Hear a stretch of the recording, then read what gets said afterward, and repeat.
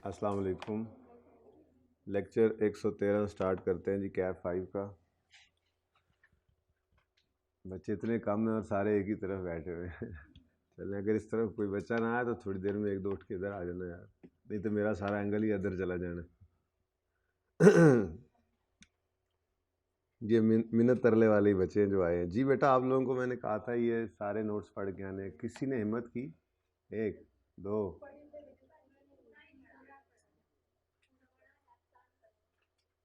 नहीं हुए पूरे? आप पूरा पढ़ लिया था? अच्छा जी। जी डेफिनेशन। ऑब्जेक्टिव क्या है जी स्टैंडर्ड का? Objective of standard is to establish principles that an entity shall apply to report useful information to user of financial statement about the nature, amount, timing and uncertainty of revenue and cash flows arising from contract with customers। ठीक है जी। तो nature, amount, timing और uncertainty, ये चार चीज़ें जो हैं इसके बारे में बताता है। ऐसे कोई एमसीक्यू आ जाए तो। इनकम किसे कहते हैं जी? हर वो चीज़ जो increase in economic benefit during accounting period in form of inflows और एनहेंसमेंट ऑफ एसेट और डिक्रीज। एसेट का बढ़ना, लायबिलिटी का कम होना, ये इनकम कहलाता है। सही है ना? तो एनहेंसमेंट ऑफ एसेट्स मतलब मिसाल के तौर पे रिसीवेबल डेबिट, एसेट बढ़ा, रिसीवेबल डेबिट, सेल्स क्रेडिट, ये इनकम है। और डिक्रीज इन लायबिलिटीज़, मिसाल के तौर पे सेल रिटर्न हो गई या कोई गड़बड़ हुई, जैसे मिसाल के तौर पर हम एंट्री करते थे करंट लायबिलिटी डेबिट, जिम्मेदारी पूरी हो गई, इनकम की बात करें ना, जिम्मेदारी पूरी हो गई तो कोई लायबिलिटी डिक्रीज हो तो वो इनकम बनती है, एसेट इंक्रीज हो तो इनकम बनती है। जैसे current liability debit, cell credit, हमने जिम्मेदारी पूरी कर दी तो हमने सेल बुक कर ली। तो ये दोनों बातें क्या हैं? एनहेंसमेंट ऑफ एसेट या डिक्रीज ऑफ लायबिलिटी। लेकिन अगली बात क्या है? That results in increase in equity, यानी इस इनकम का बढ़ना जो होता है, ये सेल क्रेडिट हुई यानी इनकम क्रेडिट हुई, ये कहाँ क्रेडिट होगी जाकर? रिटेन अर्निंग्स में। ठीक है, ये रिटेन अर्निंग्स का बढ़ना दरअसल इनकम है। हालांकि इक्विटी के अंदर तो एक और इंक्रीज भी आता है, ओनर घर से पैसे लेकर आते हैं, तो वो इंक्रीज इनकम नहीं है। ठीक है, तो यहाँ पर लिख लें आप, रिलेटिंग टू, बल्कि लिखो other than those relating to contribution from equity participants. ठीक है, यानी न्यू शेयर्स अगर इशू हो तो ये इनकम नहीं होते। ऐसे ही है ना? इक्विटी के अंदर इंक्रीज करे, एसेट का बढ़ना या लायबिलिटी का कम होना इक्विटी में इंक्रीज करे, और उस इंक्रीज के अलावा है ये इंक्रीज जो न्यू शेयर्स की वजह से होता है। ठीक है, अच्छा जी। उसके बाद कोर प्रिंसिपल है, 5 स्टेप्स थे, ये एग्जांपल्स भी पढ़नी थी। अच्छा, कोई मसला तो नहीं आया? जहाँ मसला आना है वहाँ पे आपने मुझे रोकना है। ठीक है, वैसे ऐसी तरह थोड़ा सा फटाफट ऐसे 10-1 मिनट में इसको गो थ्रू भी करता जाता हूँ, कोई चीज़ अगर मिलेगी तो उस पर टाइम भी लगाते जाते हैं। 5 स्टेप्स थे। Identify customer, separate performance obligation identify करें, determine transaction price, allocate transaction price और record revenue as and when entity satisfies the performance obligation. उसके बाद पहला स्टेप आया था आइडेंटिफाई द कॉन्ट्रैक्ट। कॉन्ट्रैक्ट के बारे में हमने पढ़ लिया था। एग्रीमेंट होता है जो कि एनफोर्सेबल राइट्स और ऑब्लिगेशंस क्रिएट करता है। ठीक है जी, और इसके अंदर हमारे 5 क्राइटेरिया थे। ये ऐसे याद रखने हैं क्योंकि इस तरह से थ्योरेटिकली अब पूछ सकता है। ठीक है ना? तो 5 क्राइटेरिया हैं कि दोनों पार्टीज़ इसको वेरीफाई करें। ठीक है, सेलर आइडेंटिफाई करे दोनों के राइट्स, सेलर आइडेंटिफाई करे, पेमेंट टर्म्स, कॉन्ट्रैक्ट में कमर्शियल सब्सटेंस हो और प्रोबेबल हो कि एंटिटी कलेक्ट कर लेगी कंसीडरेशन, और उसके अंदर वो कंसीडर करे कि कितने आने हैं। ठीक है, उसके बाद ये 5 चीज़ें ना भी हों तब भी कॉन्ट्रैक्ट होता है। ये कब हमने कहा था? जब इनमें से कोई गड़बड़ हो गई तो कॉन्ट्रैक्ट ख़राब है, रेवेन्यू रिकॉर्ड नहीं हो सकता। लेकिन स्टैंडर्ड ने 2 एक्सेप्शन दी कि अगर कॉन्ट्रैक्ट पूरा ही एग्जीक्यूट हो जाए, सेलर के ज़िम्मे जो था वो कर दिया, कस्टमर ने मतलब ऑलमोस्ट सारे पैसे भी दे दिए और वो पैसे नॉन रिफंडेबल हैं, तो जिस दिन ये पैसे रिसीव हो जाएं उस दिन रेवेन्यू रिकॉर्ड कर लो। हालांकि कॉन्ट्रैक्ट में गड़बड़ थी, लेकिन ये नहीं कि अब आप उस कॉन्ट्रैक्ट की गड़बड़ की वजह से अपना रेवेन्यू ना रिकॉर्ड करें। सब कुछ तो हो गया, बस एक चीज़ कॉन्ट्रैक्ट के अंदर थोड़ी जो है वो गड़बड़ थी।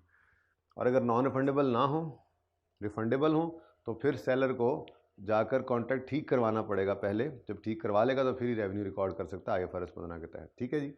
उसके बाद दूसरी सूरत क्या बताई थी उन्होंने कि आपने कोई कॉन्ट्रैक्ट किया है और नॉन रिफंडेबल एडवांस लिया और वो कॉन्ट्रैक्ट टर्मिनेट हो जाए, तो ये भी सूरत है। हालांकि कॉन्ट्रैक्ट के अंदर 5 शर्तों में से कोई शर्त नहीं थी, कॉन्ट्रैक्ट ख़राब था, लेकिन अगर ये सूरत हाल बन जाए तो जिस दिन कॉन्ट्रैक्ट टर्मिनेट हो, क्योंकि उस दिन और कोई ऑब्लिगेशन अब पूरी करने वाली है नहीं, कॉन्ट्रैक्ट तो टर्मिनेट हो गया, पैसे जो आए हैं वो नॉन रिफंडेबल हैं, तो अब इनको क्या करो, उठा के रेवेन्यू बना लो, ठीक है जी। अच्छा जी, उसके बाद हमने बात की थी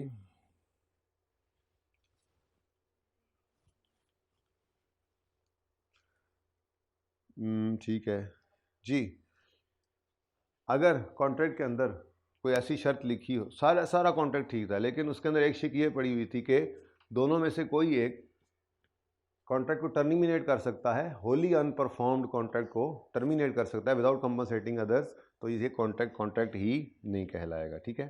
फिर 2 या 2 से ज़्यादा कॉन्ट्रैक्ट्स को हम कब कंबाइन कर सकते हैं, उसके अंदर स्टैंडर्ड ने 3 बातें की थी कि अगर दोनों कॉन्ट्रैक्ट्स एज आ पैकेज निगोशिएट हुए विद सिंगल कमर्शियल ऑब्जेक्ट, एक की प्राइस जो है वो डिपेंड करती है दूसरे की परफॉर्मेंस या प्राइस के ऊपर, और तीसरा वो है ही एक ऑब्लिगेशन, ये कल ही हमने पढ़ा था, ठीक है। इसकी कुछ एग्जांपल्स भी हमने देखी थी, ठीक है। उसके बाद कॉन्ट्रैक्ट मॉडिफिकेशन थी, तो कॉन्ट्रैक्ट मॉडिफिकेशन में हमने कहा था कि कॉन्ट्रैक्ट मॉडिफिकेशन होती क्या है, ये तो हमने पढ़ा ही नहीं। A contract modification is a change in scope और प्राइस और both of a contract. Scope मतलब क्वांटिटी बढ़ा ली कम कर ली, प्राइस बढ़ा ली कम कर ली, ठीक है, कोई भी चेंज आ जाए आपके कॉन्ट्रैक्ट में, एक कॉन्ट्रैक्ट मॉडिफिकेशन कहलाएगी। इसके अंदर हमने 3 सिनेरियोस पढ़े थे, ठीक है।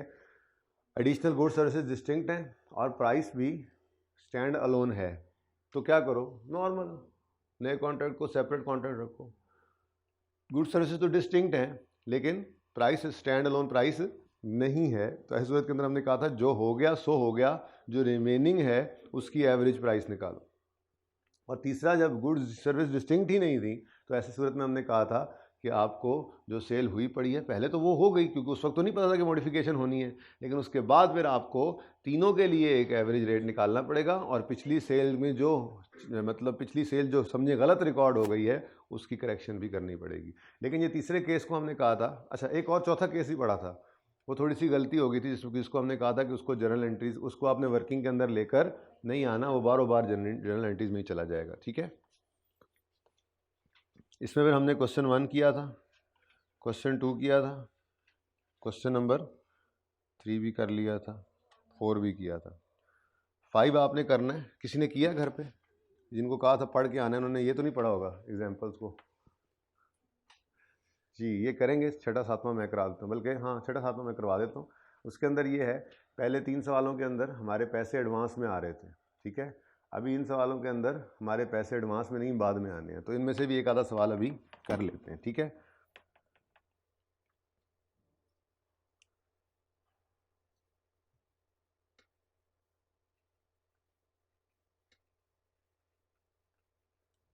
चलें जी, 6th क्वेश्चन पढ़ें।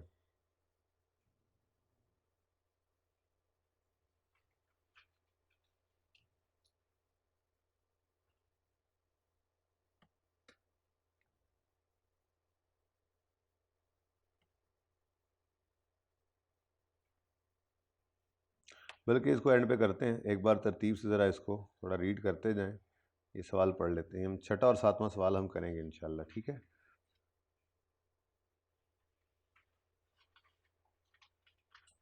अच्छा, 8वां आपको मैं 8वां 9 में से फिर को होमवर्क में दे दूंगा जी। परफॉर्मेंस ऑब्लिगेशन क्या होती है, इसकी डेफिनेशन अहम है, 1-2 बार टेस्ट भी हुई है। परफॉर्मेंस ऑब्लिगेशन क्या है, कहते हैं performance obligation is a promise in a contract with the customer to transfer to customer either a good और सर्विस दैट इज डिस्टिंक्ट और a series of distinct good और service that are substantially the same and that have same pattern of transfer to customer. For example electricity वगैरह, जैसे मिसाल के तौर पे हम कहते हैं कि जी हमें बिजली आ रही है, तो बिजली के अंदर क्या आ रहे हैं, हमें यूनिट्स के हिसाब से हम कंज्यूम कर रहे हैं, इलेक्ट्रिसिटी यूनिट्स है, ठीक है। हर यूनिट डिस्टिंक्ट है, हर यूनिट डिस्टिंक्ट है, लेकिन हमें क्या मामला हो रहा है हमारे साथ, ये डिस्टिंक्ट तो है, लेकिन ये सीरीज ऑफ यूनिट्स आती है, लगातार आई जा रहे हैं। यूनिट्स तो डिस्टिंक्ट हैं, हर एक यूनिट डिस्टिंक्ट है, लेकिन ये सीरीज ऑफ डिस्टिंक्ट यूनिट्स आ रहे हैं, ठीक है। तो स्टैंडर्ड ये कहता है कि ये कोई, आप ये नहीं कहना कि एक यूनिट जो है वो एक परफॉर्मेंस ऑब्लिगेशन होगी, एक यूनिट डिस्टिंक्ट नहीं है, बस सीरीज ऑफ डिस्टिंक्ट यूनिट्स आ रहे हैं, तो इसको हम, इस सीरीज़ को भी हम क्या कह देंगे, ये एक परफॉर्मेंस ऑब्लिगेशन है जो कि सेटिस्फाई हो रही है ओवर टाइम। बिजली प्रोवाइड करना is the performance obligation which is satisfied over time.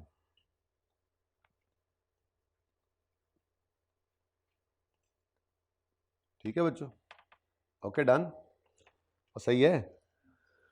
अच्छा, उसके बाद व्हेन गुड्स और सर्विसेज आर कंसिडर्ड डिस्टिंक्ट, हमने कहा था जब कस्टमर, ये हमने काफ़ी तफसील, छोटी मोटी चीज़ें ऐसे रही हुई हैं ना, यही रही हुई थी, ठीक है।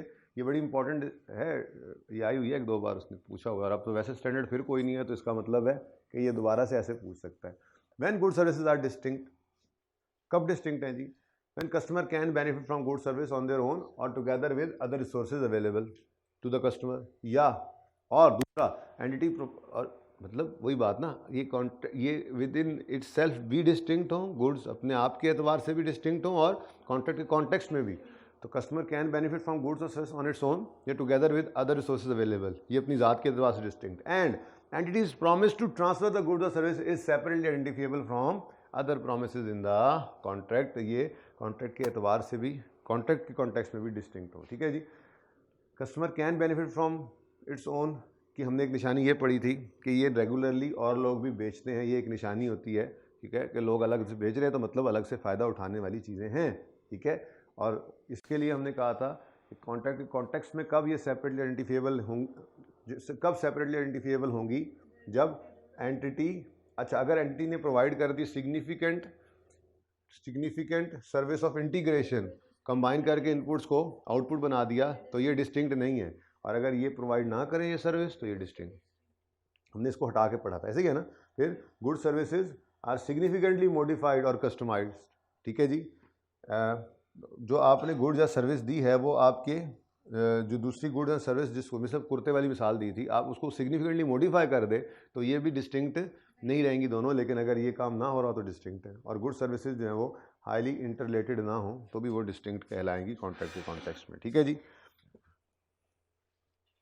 इसको पढ़ लीजिएगा एक बार कि उसमें कोई मसला तो नहीं आया, वही बातें जो हमने की हुई थी वही यहाँ पे समराइज हुई पड़ी हैं, ठीक है।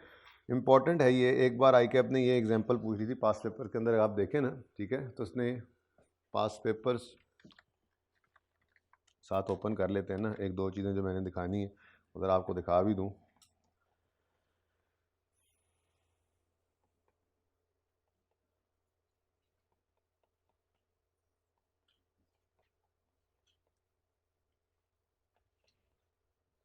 आज नीचे आंदे पास पेपर आ गए,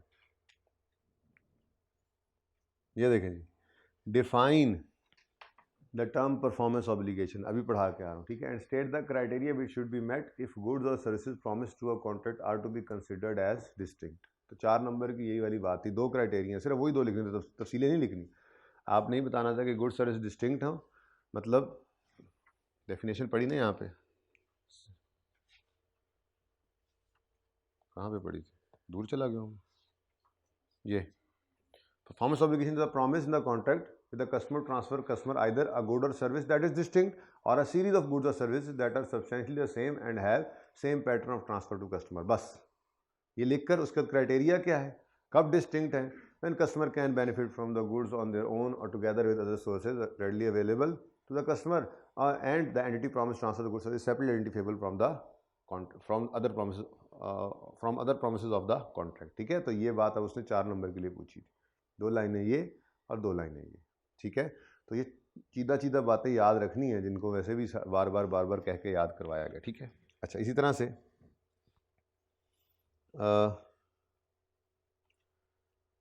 ये देखें, डिफाइन परफॉर्मेंस ऑब्लिगेशन, फिर वही बात आ गया, list any 6 examples of promised goods और services as per IFRS 15 revenue of contract from the customer. तो ये वाला जो डिब्बा था ये उसने पूछ लिया था, ऊपर चला गया, ये प्रॉमिस्ड गुड्स और सर्विसेज पैरा 26 के अंदर उसने दी हुई है। Sale of goods produced by entity resale of goods purchased by entity, performing agreed upon task, providing agency services, constructing, manufacturing, developing an asset on behalf of a customer, granting license, standing ready to provide services, updates। ठीक है जी, ये मतलब कुछ एक example standard ने दी हुई थी, इनमें से 3-4 आपके जहन में हो, ये वहाँ पे लिख देनी थी आपने। ठीक है, उसके बाद ये हमने एग्जांपल्स की थी, इनमें कोई मसला किसी को है तो पूछ लें। एग्जाम्पल 11 बहुत इंपॉर्टेंट, इसको सोल्यूशन दिया था आपको कल, इसको पढ़ा था आपने, आसान हो गया था सोल्यूशन। यहाँ से किसी ने पढ़ा था पहले, यहाँ से किसी ने, वो लव गया हुण की पढ़ना है। ठीक है, यहाँ पे थोड़ा क्योंकि स्टैंडर्ड का आंसर लिखा हुआ था तो थोड़ा सा इजी करके आपके लिए लिख दिया गया था, कोई मसला उसके अंदर, बात समझ आती थी ना जी। ठीक है, पहले केस के अंदर क्या था, पहले लाइसेंस आ रहा था, उसके बाद फिर इंस्टॉलेशन कोई भी कर सकता था, फिर बाद में अपडेट्स भी आती रहती हैं, फिर सपोर्ट सर्विस भी चलती रहती है, वो सब डिस्टिंक्ट थी, 4 थी, लाइसेंस, उसकी इंस्टॉलेशन, उसकी अपडेट्स और उसकी सपोर्ट सर्विस, चारों कहीं ना कहीं से आप कर सकते। लाइसेंस आ गया, किसी से भी इंस्टॉल करवा लें, अपडेट ना भी करें तो चलता है, मेंटेनेंस कहीं से भी ले लें। लेकिन जो 11B थी उसके अंदर उन्होंने कहा था कि लाइसेंस हमने लिया है और उसके बाद कहा है कि हमें हमारे हिसाब से कस्टमाइज़ करके दे दो। तो इसका मतलब फिर पहली दोनों अलग अलग चीज़ें हैं ही नहीं, वो एक ही है। तो फिर परफॉर्मेंस ऑब्लिगेशन 3 बनी थी। इंस्टॉलेशन तक आप सॉफ्टवेयर का भी, सेलर साहब आप सॉफ्टवेयर का भी रेवेन्यू रिकॉर्ड नहीं कर सकते, इंस्टॉलेशन होगी चलेगा, फिर दोनों का इकट्ठा रेवेन्यू रिकॉर्ड होगा। और बाकी अगले दोनों तो उसी तरह से ही थे, जब अपडेट करो वो अलग ही है, उसका रेवेन्यू तब रिकॉर्ड कर लो, और जब आप जो है वो यहीं पर थी मेरे ख्याल से, कहाँ गई ये, मिल गई, जब आप अपडेट करो जब आप अपडेट कर देना तब रेवेन्यू रिकॉर्ड करना, तो कहीं से भी हो सकते हो। टेक्निकल सपोर्ट जैसे जैसे देते जाओ वैसे वैसे रेवेन्यू रिकॉर्ड करते चले जाना। ठीक है, तो ये एक बार बस पढ़ लेने से काफ़ी हद तक ये मसला हल हो जाता है। ठीक है जी, अच्छा जी, उसके बाद 12 और 13 पढ़ा दी थी आपको जी। Determine the transaction price.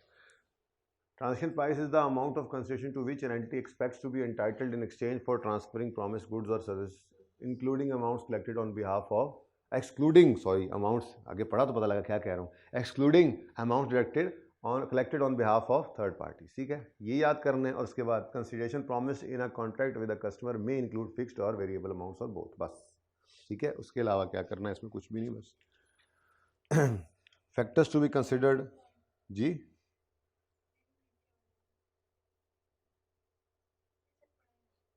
जी पढ़ाए हैं, लेकिन इसमें से एक रहता है वो भी पढ़ाने लगो।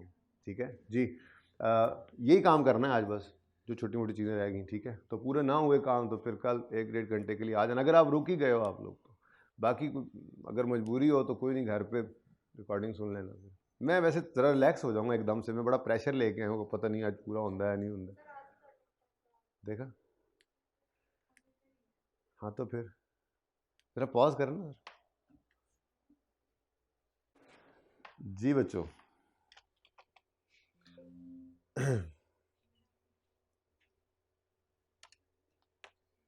अच्छा जी, कहाँ थे हम,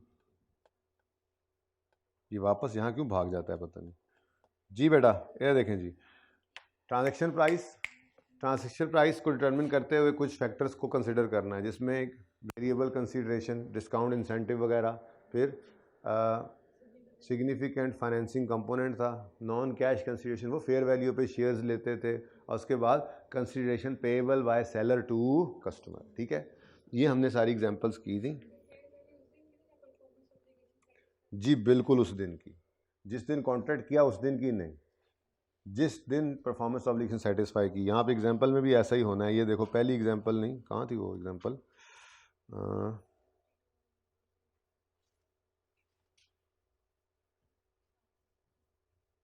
चले मिल जाती है, आगे जाते हैं तो खैर। अच्छा उसके बाद जी, ये तो ये ज़रा पढ़ा दूँ मैं, उसके बाद फिर आगे चलते हैं। पहले तो लिखे ना एग्जिस्टेंस, इस सारी अंग्रेज़ी को पढ़ा था आपने, इस सारी अंग्रेज़ी को पढ़ा था। इस सारी अंग्रेज़ी की जगह पे बस अब एक जुमला लिख लें कि अगर कैश और डिलीवरी में 1 साल से ज़्यादा अरसा हो, अगर कैश और डिलीवरी के दरमियान, मतलब पहले कैश बाद में डिलीवरी या पहले डिलीवरी बाद में कैश, दोनों सूरतें हो सकती हैं। ठीक है ना, तो ये पेज नंबर 446 पे 4.2.3 जो है ना, existence of significant financing component, इस सारी अंग्रेजी के लिए सिर्फ लिख दें, अगर कैश और डिलीवरी के दरमियान 1 साल से ज़्यादा का अरसा हो तो हम डिस्काउंटिंग करेंगे, अगर कैश और डिलीवरी के दरमियान 1 साल से ज़्यादा का अरसा हो, 1 साल से कम हो फिर नहीं करना, ठीक है ना, 1 साल से ज़्यादा का अरसा हो तो हम डिस्काउंटिंग करेंगे। अगली बात अब आपको याद है, अगर कैश आ जाए तो फिर सेल बाद में, तो फ्यूचर वैल्यू पे सेल बुक करनी है, और अगर कैश बाद में है, सेल आ जाए तो प्रेजेंट वैल्यू पे बुक करनी है, ठीक है। तो ये बेटा आपने पढ़ा था, इस सारे के अंदर ऐसी ही खुलासा यही बनता है ना, तो वो वैसे हम लोगों को पता भी है, ठीक है। अच्छा जी, constraining estimates of variable consideration, constraining कहते हैं रुकावटें, ठीक है, रुकावटें, कंस्ट्रेनिंग एस्टिमेट्स, रुकावटें कौन सी हैं वेरिएबल कंसिडरेशन के अंदर, तो कहते हैं कि जी यहाँ पर ही बस 2-4 लाइनें लिख लेते हैं। क्या कह रहे हैं जी, मिसाल के तौर पे मैं आपको कहता हूँ कि जी फिक्स सेल प्राइस, फिक्स्ड वाली सेल प्राइस जो है वो 100 मिलियन हमारे कॉन्ट्रैक्ट की, ठीक है, और हमें कहा गया है कि जी अगर आप अर्ली काम करेंगे, अगर आप अर्ली फिनिश कर लेंगे,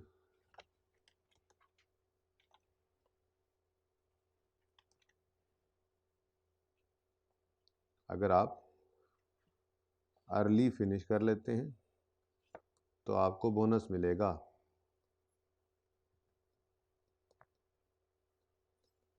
10 मिलियन का। अब कब हम इस 10 को 100 में ऐड करेंगे, आप बताएं।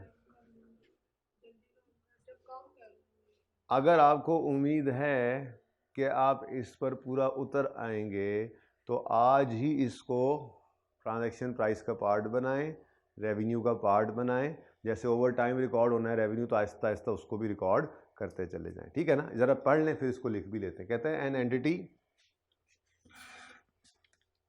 Entity shall include in transaction price some और all of an amount of variable consideration estimated in accordance with this only to the extent that it is highly probable that a significant reversal of amount of cumulative revenue recorded will not occur when the uncertainty associated with the variable consideration is subsequently resolved।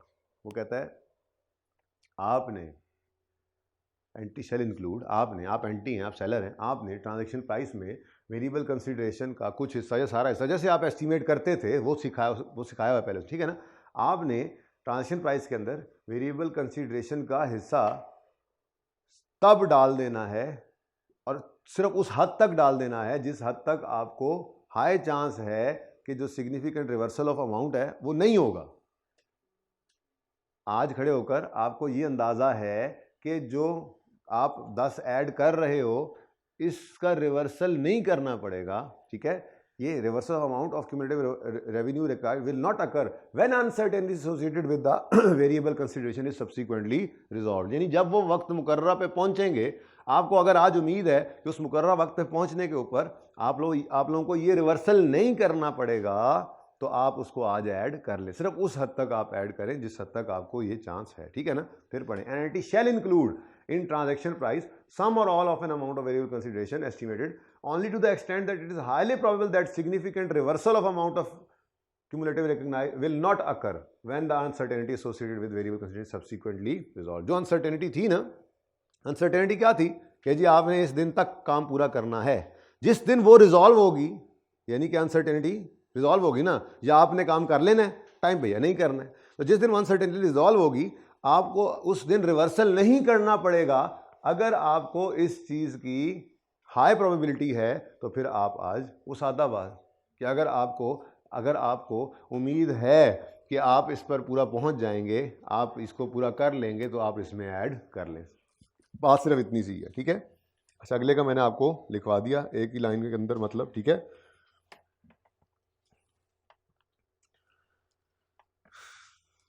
Basically ये इस तरह से है ना, ये fixed portion है ना और ये वेरिएबल पोर्शन, ठीक है। तो वेरिएबल पोर्शन को सिर्फ तब ऐड करो जब आपको हाई प्रोबेबिलिटी हो कि उसका रिवर्सल नहीं करना पड़ेगा जब मौका आएगा, ठीक है। तो अगर इसकी हाई प्रोबेबिलिटी है तो आप इसको आज ही रिकॉर्ड करो, ट्रांजैक्शन प्राइस का मतलब पार्ट बनाओ और इसको आज ही रिकॉर्ड कर लो। मतलब अगर स्लोली रिकॉर्ड करना है रेवेन्यू तो इसको भी उसका हिस्सा बना के ओवर द टाइम रिकॉर्ड करते चले जाओ, ठीक है, सही है। अच्छा जी, डिस्कशन और डिस्काउंट रेट कर दी थी मैंने। Cash today, delivery today cash future में, कैश टुडे डिलीवरी फ्यूचर में किया हुआ ये काम हमने। एग्जाम्पल 1 2 आपने की थी। नॉन कैश कंसीडरेशन, ये देखो बेटा आप वाला सवाल भी आ गया। An entity enters into a contract with customer to provide weekly service for 1 year. The contract is signed on Yakam January and work begins immediately. In exchange for service, customer promises its own 80 shares per week. The terms of contract require that shares must be paid upon successful completion of each week of work. On 7 January, customer issued shares having fair value of 12 per share on that date. तो हमने ये 12 रुपये के हिसाब से इसकी जो है वो रेवेन्यू को रिकॉर्ड किया था। नॉन कैश कंसीडरेशन को हमने कहा था फेयर वैल्यू पे लेना। किस दिन की फेयर वैल्यू? जिस दिन पीओ सेटिस्फाई हुई है, जिस दिन रेवेन्यू रिकॉर्ड हो रहा है। तो रेवेन्यू क्रेडिट करके बैलेंसिंग खाता निकालना, आपने डेबिट कर देना है। शेयर्स है तो उसको, वो वैक्यूम क्लीनर है तो उसको, ठीक है। कैश वैसे तो आता है ना, कैश डेबिट रेवेन्यू क्रेडिट, ठीक है, सही है। अच्छा जी, ये हमने सारी कर ली थी। Consideration payable by seller to customer, इसकी तो और तफसील भी की थी, एग्जांपल्स के अलावा भी की थी, है ना।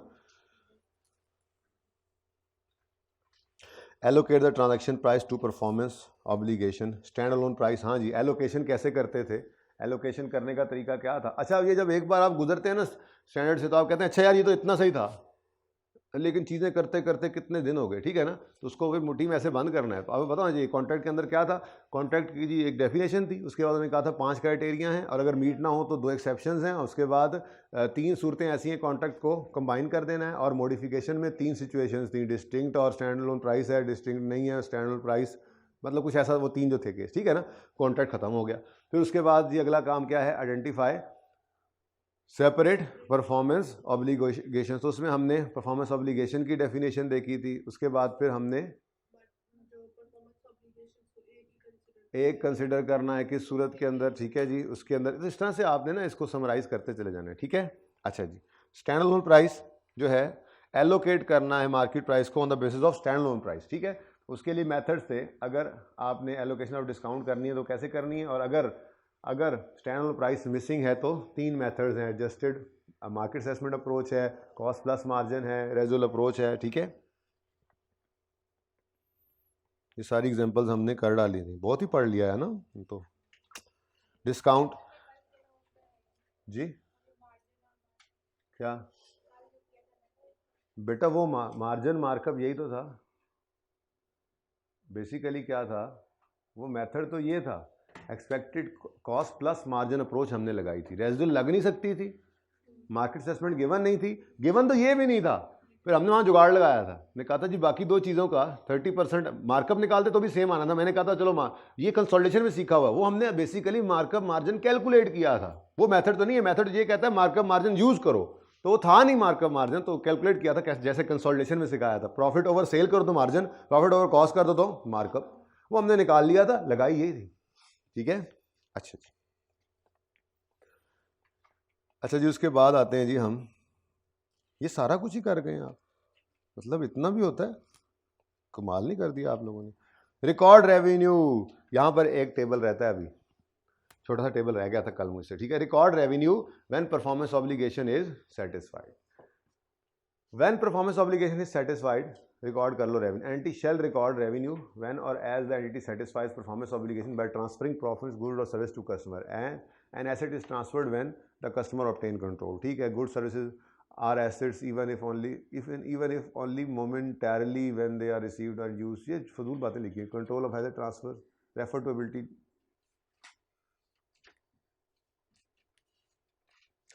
अच्छा जी, सिर्फ पहली लाइन आपने ज़हन में रख लेनी है, इस बाकी को आप रहने दें, ठीक है। सिर्फ पहली लाइन आपने याद रख लेनी है, entity shall record revenue as and when. ये वैसे ही आपको स्टेप पता है, ठीक है जी। जैसे जैसे आपने कंट्रोल ट्रांसफ़र करते जाना है, ठीक है, कंट्रोल ट्रांसफ़र करते जाए, यानी कि जब आपने पीओ सेटिस्फाई करनी है। बेसिकली स्टैंडर्ड क्या कहता है, रेवेन्यू तब रिकॉर्ड करो जब पीओ सेटिस्फाई करो, और पीओ तब सेटिस्फाई मैं समझता हूं जब कस्टमर को कंट्रोल ट्रांसफर हो जाए। ठीक है, अगली कहानी को छोड़ो। अब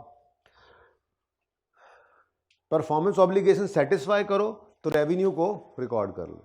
इसके अंदर हमने ये पढ़ा था कि अगर performance obligation over time satisfy हो रही तो रेवेन्यू भी ओवर टाइम रिकॉर्ड होना है, और अगर performance obligation at a point in time हो तो revenue at a point in time record होगा। स्टैंडर्ड ने यहाँ पर कुछ निशानियाँ बता दी, कुछ एग्जाम्पल्स दे दी कि किन सूरतों में मैं ये समझूंगा कि performance obligation at a point in time transfer हुई है। और ओवर टाइम की एग्जांपल्स ही दी थी उसने। ओवर टाइम के लिए उसने कहा था ये 3 सवाल हैं, इनमें से किसी एक का जवाब यस आ जाए तो फिर performance obligation over time satisfy हो रही है, रेवेन्यू को ओवर टाइम रिकॉर्ड करो। वो वाले वो customer simultaneously receives and consume, ये कंट्रोल ट्रांसफर हो गया है, या स्पेशलाइज नेचर का एसेट है, या कॉन्ट्रैक्ट में लिखा हुआ है और कॉस्ट टू डेट टर्मिनेशन के केस में रिकवर भी कर सकता है। वो क्या है? ओवर टाइम रेवेन्यू रिकॉर्ड करने की निशानी। इसका मतलब क्या है? पीओ ओवर टाइम सेटिस्फाई हो रही है। लेकिन यहाँ पर स्टैंडर्ड ने क्या एग्जांपल दे दी कुछ। What are the indicators when a control is considered as transferred to customer if a performance obligation is not satisfied over time? जब satisfy over time होनी है तो वो कहाँ पे पड़ा हुआ है? वो कहाँ पे पड़ा है? वो ये पड़ा है, if performance obligation satisfied over time। वो तो ये लिखा हुआ है। यहाँ पे क्या कह रहा है? If performance obligation is not satisfied over time anti satisfies the performance obligation at a point in time। अच्छा, बड़ी बात है, जब ओवर टाइम नहीं होगी तो इन टाइम होगी। वेरी गुड, बड़ी अच्छी बात बताई। To determine the point in time at which customer obtains control of a promised asset, the assets and the entity satisfy the performance obligation, the entity shall consider requirements of control. In addition, an entity shall consider indicators of transfer of control। ये भी 1-2 बार आया हुआ है, सिर्फ indicators of transfer control। लेकिन ये indicators of transfer control किसके case में आ रहे हैं? जब पीओ सेटिस्फाई ओवर टाइम नहीं हो रही है। ठीक है, तो फिर वो कहता है कब वो इन टाइम होगी, उसके लिए उसने कुछ इंडिकेटर्स बताए, लेकिन कहता है कि ये हैं पर लिमिटेड नहीं, एग्जांपल्स हैं। ठीक है, which include but are not limited to following. तो ये क्या है? Indicators of transfer of control. ठीक है, in case PO is not satisfied over time. ठीक है ना? कब जी? वो कहता है जब एंटिटी के पास राइट टू पेमेंट है। क्या मतलब? जब पैसे लेने का हक हो गया है तो इसका मतलब कंट्रोल ट्रांसफर हो गया, तभी तो पैसे लेने का हक है। आगे ना एक्सप्लेनेशन ना पढ़े अभी। ठीक है, customer has legal title, customer के नाम एसेट हो गया। Customer has physical possession. ठीक है, एक्सेप्शन को फिलहाल छोड़ो। Customer has physical possession, customer has significant risks and rewards, customer has accepted the asset. ये 5 इंडिकेटर्स स्टैंडर्ड ने बताए कि जो मैं समझूंगा जब ये नजर आए तो ये पीओ सेटिस्फाई होगी, यानी कंट्रोल ट्रांसफर हो गया। कंट्रोल ट्रांसफर हो गया तो पीओ सेटिस्फाई होगी, पीओ सेटिस्फाई होगी तो रेवेन्यू रिकॉर्ड कर लो। कहानी यूं चली है, कहानी यूं चली है। इधर कब रेवेन्यू रिकॉर्ड करो? जब पीओ सेटिस्फाई करो। और मैं कब समझूंगा पीओ सेटिस्फाइड है? जब कंट्रोल ट्रांसफर हो गया। कंट्रोल ट्रांसफर होने के कुछ इंडिकेटर्स हैं। अगर ओवर टाइम रिकॉर्ड नहीं हो रहा तो, ओवर टाइम अगर पीओ सेटिस्फाई हो रही है तो उसका अलग क्राइटेरिया आ गया है ना। अगर पीओ ओवर टाइम सेटिस्फाई नहीं हो रही तो फिर कंट्रोल ट्रांसफर के कुछ इंडिकेटर्स हैं मेरी तरफ से, इसके अलावा भी हो सकते हैं, लेकिन ये हैं। मसलन क्या? एंटिटी सेलर के पास राइट ऑफ पेमेंट आ गया है, मतलब वो पैसे ले सकता है। ठीक है, राइट ऑफ पेमेंट, पेमेंट से परेशान हो ना, right has present right to payment for the asset, जो चीज उसने दी थी उसके पैसे लेने का हक उसका हो गया। ठीक है, कस्टमर को लीगल टाइटल ट्रांसफर कर दी, नाम उसके कर दिया, इंडिकेशन है, पीओ सेटिस्फाई हो गई। कस्टमर के पास फिजिकल पोजेशन आ गया, ये भी एक निशानी है। ठीक है, कस्टमर के पास सिग्निफिकेंट रिस्क एंड रिवॉर्ड्स हैं। गाड़ी पे बैठ के बारिश से बच के वो आ रहा है, गर्मी में धूप से बच के वो आ रहा है, गर्मी में ठंडी हवाएं एसी की वो ले रहा है, सर्दी में हीटर की हवाएं वो ले रहा है, और गाड़ी को कोई नुकसान पहुंचे तो वही पूरा कर रहा है। तो significant risk and reward transfer हो गए, तो इसका मतलब कंट्रोल ट्रांसफर हो गया। कंट्रोल ट्रांसफर हो गया तो पीओ सेटिस्फाई हो गया, पीओ सेटिस्फाई हो गया तो रेवेन्यू रिकॉर्ड कर लो। लास्ट है customer has accepted the goods. ठीक है, ये कुछ इंडिकेटर्स हैं, ये एज इट इज़ आ जाते हैं थ्योरेटिकली 2-3 नंबर के, इसलिए इनको याद रखना है। ठीक है, तो याद हो गए ये चीज़, ज़रा साथ साथ याद नहीं की, ज़रा याद करवाओ मुझे। ठीक है, आखिरी दिन है पर याद तो करवाओ, घर पे तो करना पड़ेगा। Seller has right of payment, customer has legal title, customer has physical possession, customer has significant risk and rewards, जो वो ट्रांसफर हो गए, और कस्टमर हैज़ एक्सेप्टेड द। ठीक है, अच्छा, अब इसमें 2 एक्सेप्शंस हैं। ऐसी सूरत भी है कि कस्टमर के पास फिजिकल पोजेशन तो है, ठीक है, कस्टमर के पास फिजिकल पोजेशन तो है लेकिन कस्टमर के को कंट्रोल ट्रांसफर ना हुआ हो, क्या ऐसा कभी हो सकता है?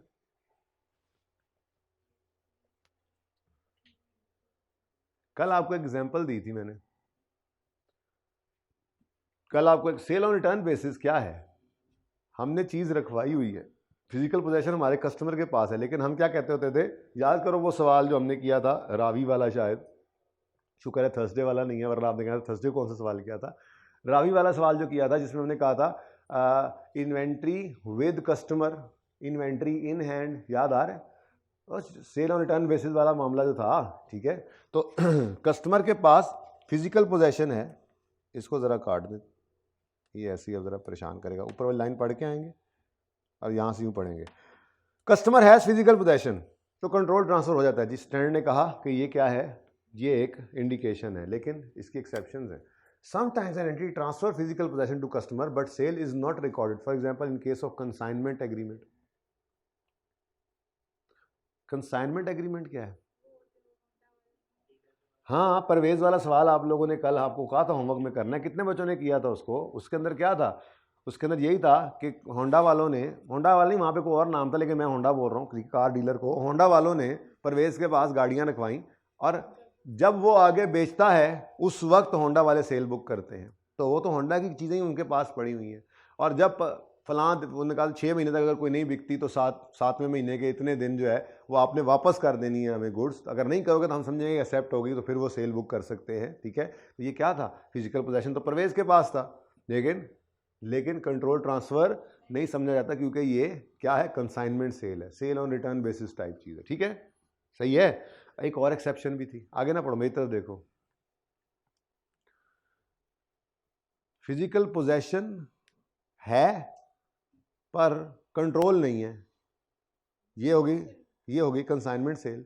एक और केस भी है, फिजिकल पोजेशन नहीं है पर कंट्रोल है,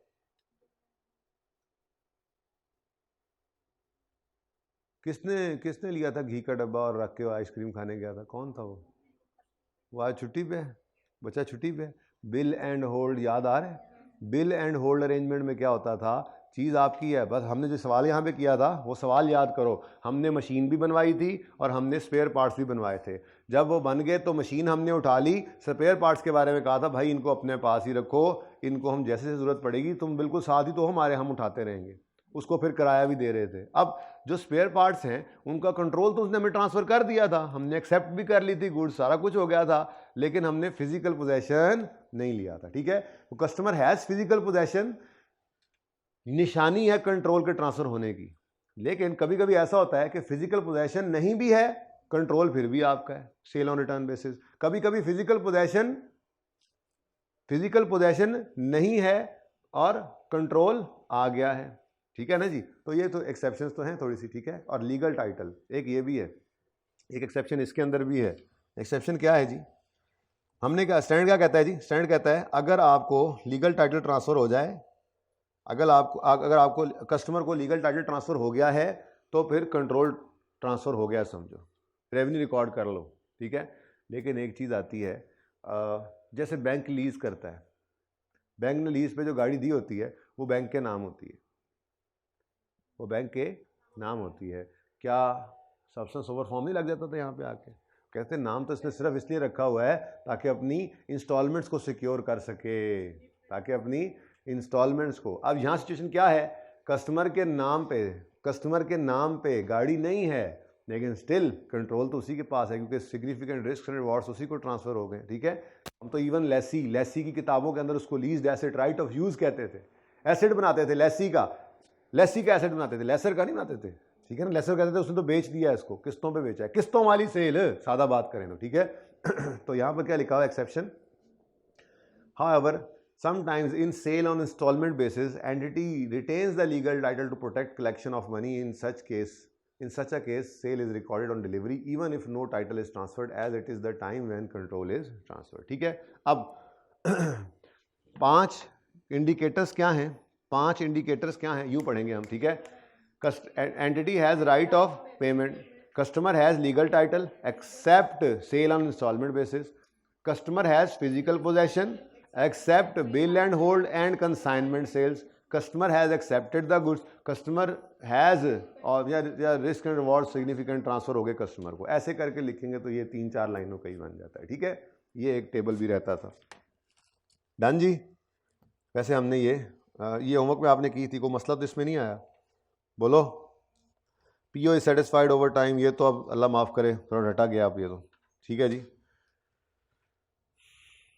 जी ये भी हो गया, ये एग्जांपल भी हो गई है। Methods of measuring revenue over time, हाँ जी 2 तरह के मेथड्स थे। ये कितने बच्चों ने पढ़ा था? मैंने कहा था पढ़ के आना, ये भी पढ़ा, ये सब पढ़ा हुआ, ये सिर्फ बताना था आपको, ये मकसूद कि हमने सब पढ़ लिया और जो चीज़ मुझे मिस है वो मैं साथ साथ कराता जा रहा हूँ ताकि एक बार कंप्लीटनेस इंश्योर हो जाए कि एलो ख़त्म कहानी। ठीक है, अच्छा ख़त्म कहानी, लेकिन सिर्फ इसकी अभी बाकी पे जो चीज़ें हैं वो तो चल रही हैं। ठीक है, अच्छा जी। रेवेन्यू अगर इन टाइम रिकॉर्ड होना है तो उसका तो कौन सा मेथड है? बस वो तो रिकॉर्ड हो जाना है। रेवेन्यू ओवर टाइम रिकॉर्ड करने के कुछ मेथड से, एक को हमने कहा था इनपुट, दूसरे को आउटपुट। आउटपुट मेथड में हमने कहा था कि कस्टमर को क्या मिल रहा है, आउटपुट मेथड कस्टमर को क्या मिल रहा है, इतनी स्टोरियां बननी थी, इतनी बन चुकी, सर्वेयर ने कहा इतने % काम कंप्लीट हो गया। ठीक है, और इनपुट मेथड में क्या था, एंटिटी का क्या लग रहा है, कितने यूनिट्स बनाने थे, कितने बन चुके, ये तो आउटपुट है, सॉरी कितनी कॉस्ट इनकर करनी थी और कितनी हो चुकी, कितने लेबर आवर्स लगने थे, कितने लग चुके, कितने मशीन आवर्स लगने थे, कितने लग चुके। ये क्या है, इनपुट मेथड्स हैं। कोई सी 2 बेसिस सवाल में गिवन होंगी, कोई सी 2 बेसिस गिवन होंगी, आपने उसकी बेस पे ओवर टाइम रेवेन्यू को रिकॉर्ड कर लेना है, लेकिन बेसिस सेम हो। जिस बेस पर हम परसेंटेज ऑफ कंप्लीशन निकालते थे, सेल पे भी वही लगाते थे, कोई भी बेसिस हो सकती थी ना। ठीक है, मिसाल के तौर पे हमने परसेंटेज ऑफ कंप्लीशन निकाली कॉस्ट की बेस पर। ठीक है, कॉस्ट की बेस पर जो परसेंटेज ऑफ कंप्लीशन निकाल लेते थे, उसी को फिर हम कहते थे जी रेवेन्यू, लिखकर हम यूँ कहते थे सारा revenue into percentage of completion, same वही। ठीक है, और कॉस्ट ऑफ रेवेन्यू में भी सारी कॉस्ट इनटू परसेंटेज। ठीक है ना, तो ये परसेंटेज, सेम परसेंटेज दोनों जगह लगती थी। तो बस जो भी मेथड हो दोनों पर लगे, दोनों पर लगना चाहिए। ठीक है ना, तो ये इनपुट भी और आउटपुट भी। बहरहाल जौन सी 2 बेसिस गिवन हो सवाल में वो यूज़ कर लें। अगर उसने बता दिया इतने मशीन आवर्स लगने थे, इतने लग चुके, तो ये 2 बेसिस है। इतने कॉस्ट लगनी थी, इतनी लग चुकी, ये बेसिस बना लो। इतनी स्टोरीज बनानी थी, इतनी बन गई, इतने % काम कंप्लीट हो गया। और कुछ ना गिवन हो, अगर क्राइटेरिया मीट कर गया है उन 3 में से, इन 3 में से जो ऊपर लिखे हुए थे कि साथ साथ रिसीवर कंज्यूम कर रहा है या उसको कंट्रोल ट्रांसफर हो रहा है या स्पेशल केस है, अगर उन 3 में से कोई क्राइटेरिया मीट कर रहा है और कोई 2 बेसिस नहीं दी हुई, तो टाइम बेसिस तो है ही, फ्रैक्शन लगा लो, टाइम बेसिस पे कर लो। ठीक है, तो इनपुट मेथड और आउटपुट मेथड पता होना चाहिए, इन नामों को एक बार पढ़ लेना चाहिए आप। ठीक है, परसेंटेज ऑफ कंप्लीशन के क्वेश्चंस कुछ किए थे हमने। कॉन्ट्रैक्ट कॉस्ट्स, ठीक है जी, contract costs, cost to obtain contract में जो तो ऐसी कॉस्ट है जो होनी ही होनी थी, चाहे कॉन्ट्रैक्ट हो चाहे ना हो, तो वो एक्सपेंस बनती थी। लेकिन अगर रिकवर हो सके, एक्सेप्शन क्या है, तो वो रिकवर हो सके कस्टमर से, तो एसेट बना लो। उसके बाद वो कॉस्ट जो कॉन्ट्रैक्ट की वजह से आई लेकिन है cost to obtain, cost to fulfil नहीं है, वो हमारे सिलेबस में ही नहीं है, बस जितना को है वो हमने सवालों में देख लिया। ठीक है ना, तो कॉस्ट टू ऑब्टेन के अंदर एक कॉस्ट ऐसी थी जो कॉन्ट्रैक्ट की वजह से हम पे पड़ी थी, वो कमीशन जो हमने दिया था सेल टीम को। ठीक है, उसको हमने क्या करना है, एसेट बनाना है और उसको अमोर्टाइज करना है। मैंने कहा था वो हम इन्वेंट्री करके और कॉस्ट ऑफ रेवेन्यू बना रहे थे, हम इस तरह से चलाते हैं उसको, लेकिन वो कॉन्ट्रैक्ट एसेट कहता है स्टैंडर्ड उसको, और अमोर्टाइज करने का कहता है over the life of contract, जितना सा कॉन्ट्रैक्ट चलेगा, यानी जैसे जैसे रेवेन्यू रिकॉर्ड होता जाए वैसे वैसे उसको भी रिकॉर्ड करो। तो हमने उसका तरीका रखा हुआ है इन्वेंट्री बना लेना। ठीक है, लेकिन इसकी एक्सेप्शन क्या है, अगर साल से कम ही में सारा रेवेन्यू रिकॉर्ड हो जाना है तो फिर ये भी एक ही साल के अंदर एक्सपेंस बन जाएगा। ठीक है, अच्छा, तो इसके अंदर जनाब ये थोड़ा सा जी, ये तो हो गया था कॉस्ट टू ऑब्टेन, ये हाँ, ये अमोर्टाइजेशन ऑफ कॉस्ट की 2 एग्जांपल्स ये रह गई थी, ज़रा देख लें, ये किसी ने की हो। X Limited wins a 5-year contract to provide a service to customer. Contract contains a single PO satisfied over time. X will give cleaning services. Page number इस वक्त 468 पे हूँ। X limited records revenue on a time basis, उसने कहा जी time basis पे, cost incurred by the end of year 1 and forecast future cost are as follows, ठीक है जी। 18, 28 और ये 18 और 10, 18 और 28 है, ठीक है जी। अब इसमें क्या करना है आपने, वो हम कहा करते थे कि रेवेन्यू आपने पूरा रेवेन्यू इनटू परसेंटेज और कॉस्ट ऑफ रेवेन्यू भी पूरी कॉस्ट और उसके साथ परसेंटेज। अब वो परसेंटेज जो है वो सवाल ने हमें खुद बता दी, परसेंटेज ऑफ नहीं बताई, बल्कि वो क्या कह रहा है टाइम बेसिस पे करना है। अब वो कहता है 5 ईयर कॉन्ट्रैक्ट है और ईयर 1 है यहाँ पर, ठीक है, तो 1/5 कर दें। 1/5 कितना आता है जी, 20%। तो इसका मतलब दोनों पे 20% लगा देना है आपने। अब हमें ये तो गिवन कोई नहीं था, ठीक है, ये कॉस्ट हमें गिवन है, पूरी कॉस्ट कितनी है जी, पूरी कॉस्ट 28,000, ठीक है जी। 28,000 यूँ ही लिखा रहे पूरी कॉस्ट, और यहाँ पे लिख देता हूँ 28,000, ठीक है जी। 28,000 इंटू 20%, कितना, 560, 5600 ही होगा फिर, 560 तो नहीं हो सकता जी। और यहाँ पे हमारा आ गया प्रॉफिट जी। क्या एंट्री करते होते थे हम इसकी, कैश डेबिट, रेवेन्यू क्रेडिट, उसके बाद इसकी एंट्री करते थे cost of revenue debit, inventory credit. कोई और एंट्री भी बच्चे को बता दे, कोई बच्चा बता दे, इन्वेंट्री डेबिट, ये हमें क्वेश्चन से मिला करती थी, याद है फिगर क्वेश्चन से जी। कितनी कॉस्ट इनकर हो चुकी ये, अच्छा अब इस 10,000 और 10,000, ठीक है जी, ओके जी। पिक्चर ले लें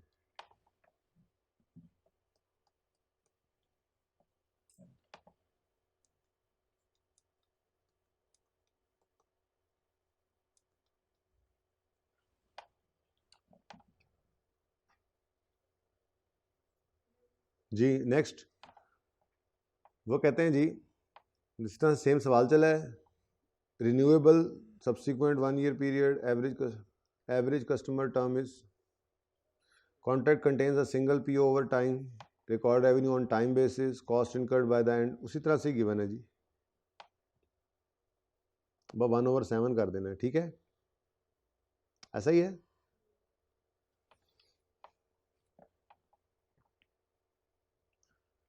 X Limited wins a contract to build an asset for a customer. It is anticipated that asset will take 2 years to complete. Contract contains a single PO.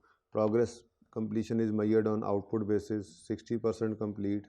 Cost incurred by the year 1 and forecast future cost. उसी तरह से given है सारा कुछ, बस ये 60% को आपने पकड़ लेना है, ठीक है, सही है, ये कर लें, ये भी इजी है, ठीक है। देख लें ज़रा, anti obtained cleaning service contract to be performed over 3 years, cost in current year 50 है, एस्टिमेटेड फ्यूचर कॉस्ट, तो ये टोटल नहीं गिवन, ठीक है। अब कैलकुलेट करें जी, कैलकुलेट करें cost of sale assuming percentage of completion, calculate on the basis of cost incur to date over estimated total cost. ये वही वाला काम, रेवेन्यू आता था, कॉस्ट ऑफ रेवेन्यू आता था, अपनी तरतीब बना लेना बंदा, तो वो सिर्फ वो कॉपी, वो सारा घूम जाता है कॉपी वाला पेज और वो लेक्चर सारा, ठीक है ना। परसेंटेज ऑफ कंप्लीशन कैसे निकालेंगे जी, कॉस्ट इनकर्ड 50, टोटल कितनी है जी 140, ये 140 नहीं गिवन है ना जी, 50 over 140 into 100 is equal to 35 point जी। तो पूरा रेवेन्यू इंटू 35.71% और पूरी कॉस्ट बता दो कितनी है, 140 इंटू 35.71%, आंसर इज 50 कर लूँ, 50 आपकी इजाज़त हो तो, ठीक है जी। और अगर वो कहता है स्ट्रेट लाइन टाइम बेसिस पर करो, तो इसका मतलब 3 साल का कॉन्ट्रैक्ट है तो 1/3 कर देंगे, ठीक है। तो परसेंटेज ऑफ कंप्लीशन कैसे निकल आएगी, 1/3 3 करके कितना आता है जी 33.33%।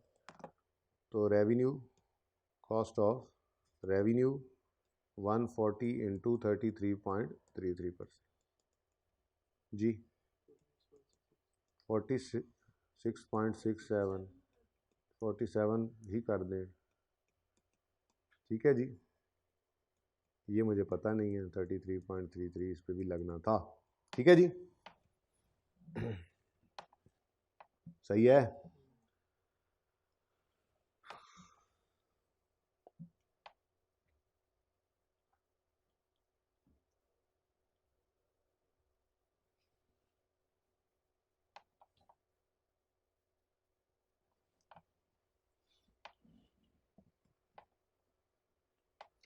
अच्छा जी, अब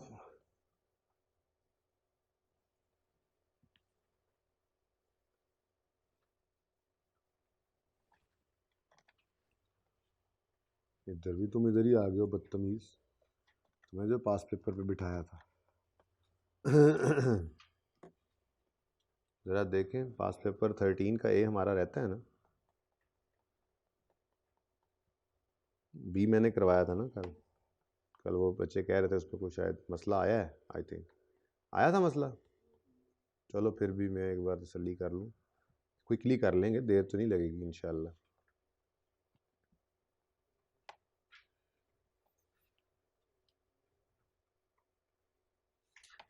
बल्कि इससे पहले यूँ करते हैं, थोड़ी सी प्रैक्टिस कर लेते हैं हम।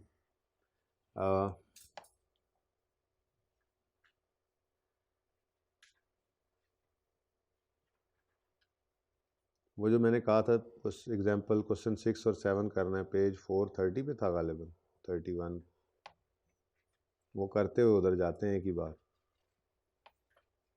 लेकिन इससे पहले ना जी ज़रा थोड़ी सी हम अपनी एग्जाम्पल्स ही बनाते हैं। 1 जनवरी को seller can invoice, seller can invoice सवाल में लिखा हुआ है। 2 जनवरी को कैश आता है, 3 जनवरी को गुड्स डिलीवर होती हैं।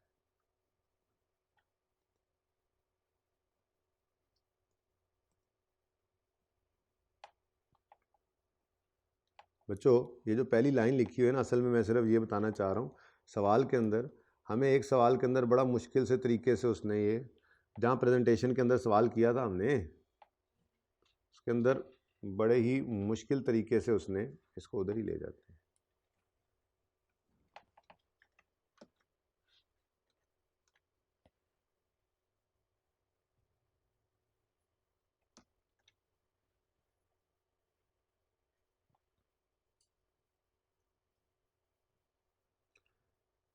हमने एक सवाल किया था जिसके अंदर हमने पढ़ा था वो कैंसिलेबल नॉन कैंसिलेबल के अंदर, कि उसने जुमला लिखा हुआ है कि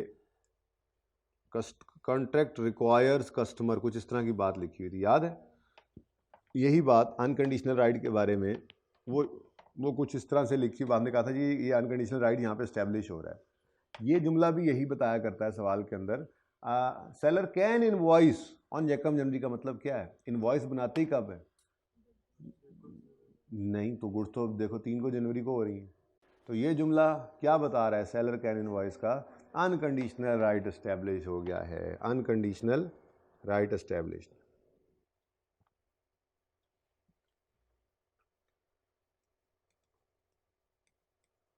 unconditional right to receive establish हो गया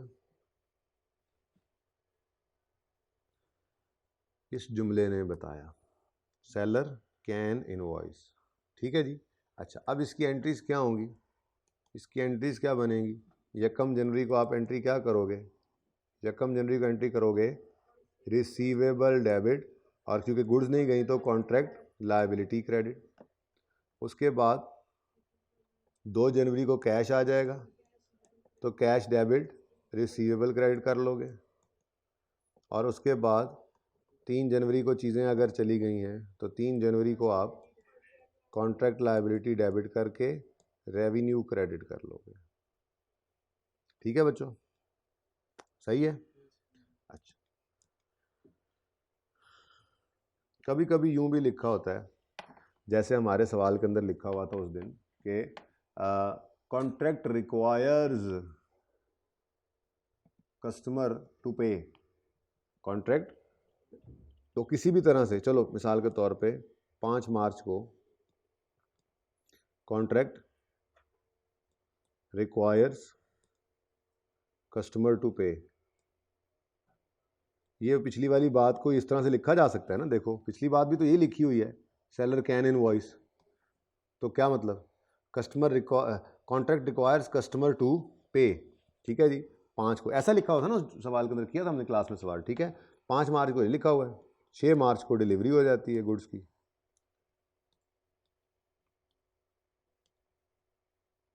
और 7 मार्च को कैश रिसीव हो जाता है। ये आगे पीछे होती रहे, हमें इससे क्या, सूल पे रहें बस अपने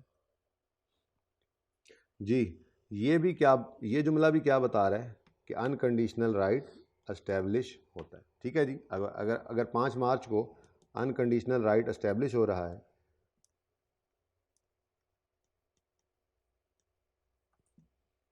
तो एंट्री क्या बनेगी जी, 5 को receivable debit contract liability credit, उसके बाद 6 को चीज़ें डिलीवर हो गई तो contract liability debit revenue credit,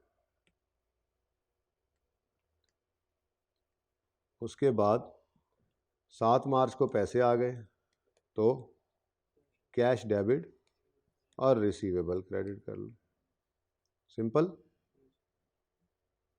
simple simple बातें, पर्चे पता नहीं क्यों परेशान करने लग जाती हैं।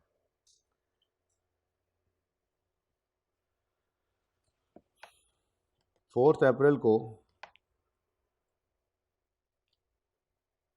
Seller sent invoice, seller sent invoice, ये निशानियाँ हैं कुछ अकल वालों के लिए। ऐसे जुमले सवाल में लिखे होंगे तो मतलब क्या होगा, unconditional right to receive establish हो गया, ठीक है जी। सेलर कैन इनवॉइस तो सेलर सेंट इनवॉइस। अच्छा, उसके बाद 6 अप्रैल को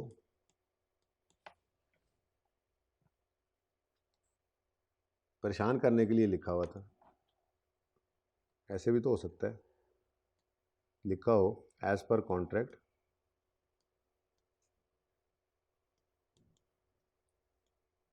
unconditional right, as per contract right to receive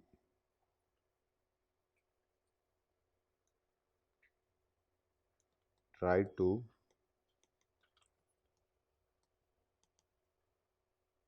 is unconditional on 6 April. चलो जी, अब ऊपर वाली बात को छोड़ देना है क्योंकि अब उसने स्पेसिफिकली खुद कह दिया है, इनवॉइस भेजी उसने 4 को, लेकिन कॉन्ट्रैक्ट में लिखा हुआ है कि अनकंडीशनल राइट कब इस्टेब्लिश होगा, 6 अप्रैल को। फिर 7 अप्रैल को क्या करना है, गुड्स डिलीवर करने, वो कैश और गुड्स तो जो होता रहे, गुड्स डिलीवर्ड, और 8 अप्रैल को कैश रिसीव। लो जी, सवाल अगर खुद बोल दे तो फिर पागलों की तरह यही ना कहते रहना, नहीं इनवॉइस का लफ्ज़ लिखा हुआ है, अनकंडीशनल राइट है, ठीक है। अगर सवाल खुद ये बात कर दे कि अनकंडीशनल राइट जो है वो 6 को इस्टेब्लिश हो रहा है तो फिर 6 को ही हो रहा है, ओके, सही है।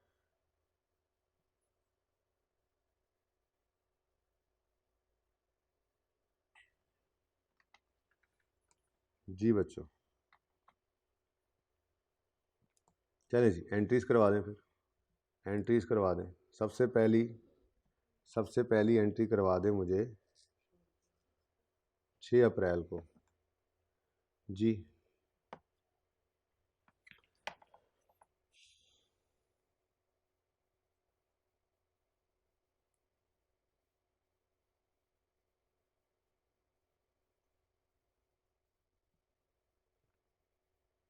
जी 4 अप्रैल को क्या करें, क्यों तो 4 अप्रैल को क्या करें, क्योंकि क्योंकि ना गुड्स हैं, नो कैश नो डिलीवरी, पर कॉन्ट्रैक्ट पर रिसीवल कब रिकॉर्ड होता है, जब अनकंडीशनल राइट एस्टैब्लिश हो जाए, अब पहले दोनों केसेस के अंदर तो अनकंडीशनल राइट एस्टैब्लिश हो रहा, तीसरे केस के अंदर उसने कहा नहीं भाई नहीं, सेलर ने चाहे इनवॉइस भेज भी दी है, अनकंडीशनल राइट किस दिन एस्टैब्लिश हो रहा है, 6 अप्रैल को। तो फिर 6 अप्रैल को एंट्री करोगे रिसीवेबल डेबिट और कॉन्ट्रैक्ट लायबिलिटी क्रेडिट, ठीक है, 4 को नहीं करनी। और फिर 7 अप्रैल को क्या करोगे, गुड्स डिलीवर कर दी, contract liability debit, revenue credit, और उसके बाद लास्ट में कैश आ गया,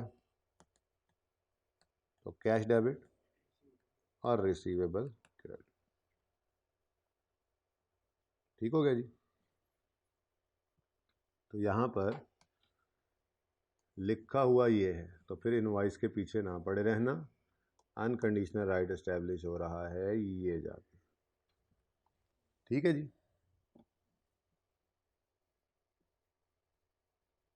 चलें जी, अब आए 13 के 1 पे। ऐसी थोड़ी सी डिस्कशन की तरह डिफरेंट सिनेरियोज जो हो सकते हैं। कभी वो यूं लिख देगा अनकंडीशनल राइट एस्टैब्लिश हो गया, कभी वो यूं लिख देगा सेलर कैन इनवॉइस, कभी वो यूं लिख देगा customer contract require customer to pay. ऐसी लाइनों से पहचानने वालों ने पहचानना है अनकंडीशनल राइट। पिक्चर ले ली होगी आप लोगों ने, ले पिक्चर।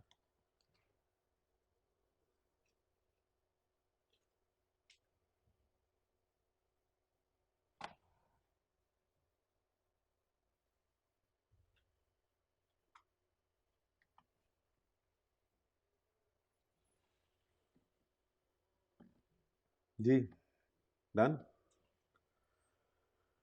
पढ़े जी। Rhombus Limited, a supplier of high quality office equipment, has entered into following 2 contracts during the year ending 31 अगस्त 2022। पढ़ें ज़रा।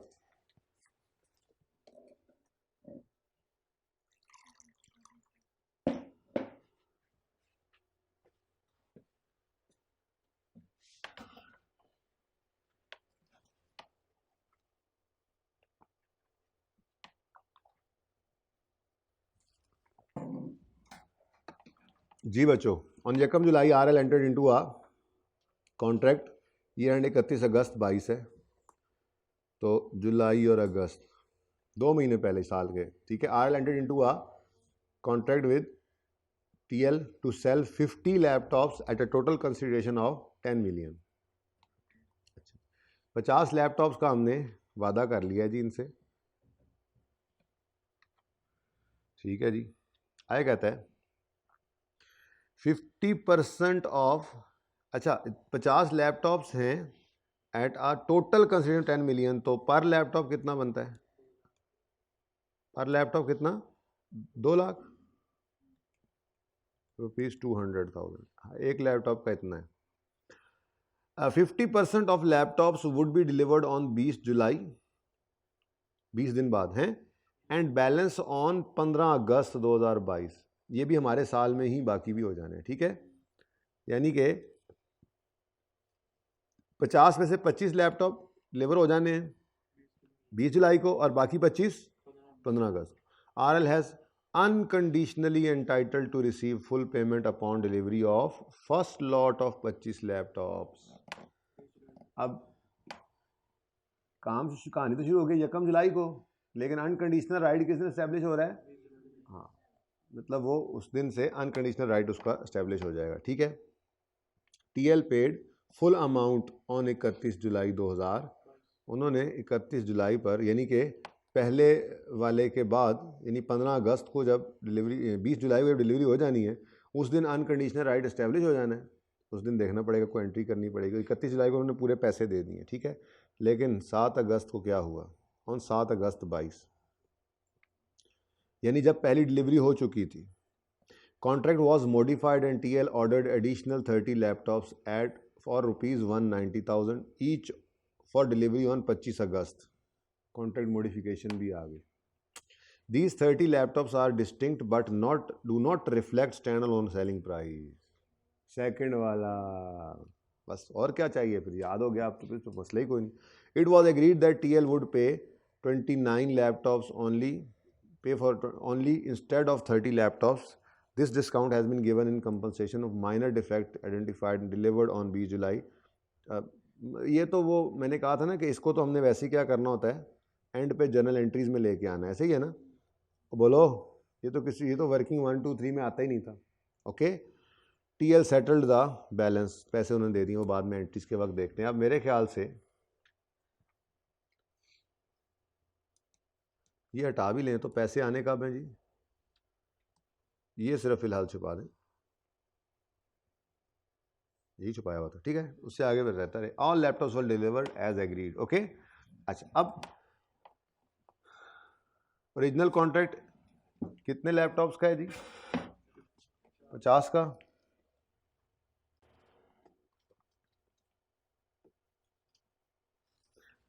ओके, 50 लैपटॉप्स का ओरिजिनल, और उसके बाद इसमें से कितने डिलीवर हो चुके थे?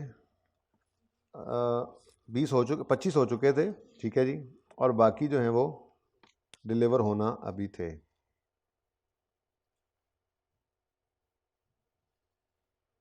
इसकी तो खूब प्रैक्टिस कर लें, मेरे ख्याल में ये अच्छा कॉन्सेप्ट है।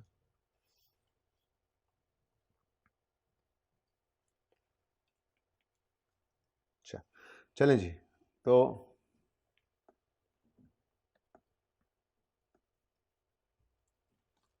जी, ऑन एकम July RL entered into contract with 50 laptops का मसला था, 50 लैपटॉप, 50% उसमें से 20 जुलाई को हो गए। अच्छा, ओरिजिनल कॉन्ट्रैक्ट किस दिन हो रहा है जी?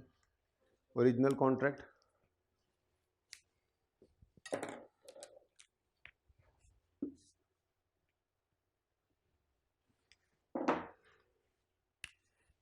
जी,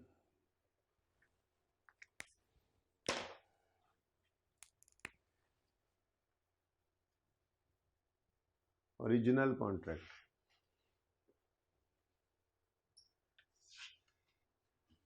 जी बच्चों, किस दिन हुआ है? यकम जुलाई 22 पर। कितने यूनिट्स? 50 यूनिट्स, 50 लैपटॉप, ठीक है जी। उसके बाद डिलीवरी हो गई, डिलीवर्ड कितने? 20 जुलाई को कितने डिलीवर हो गए जी? 25। रिमेनिंग कितने हैं? 25।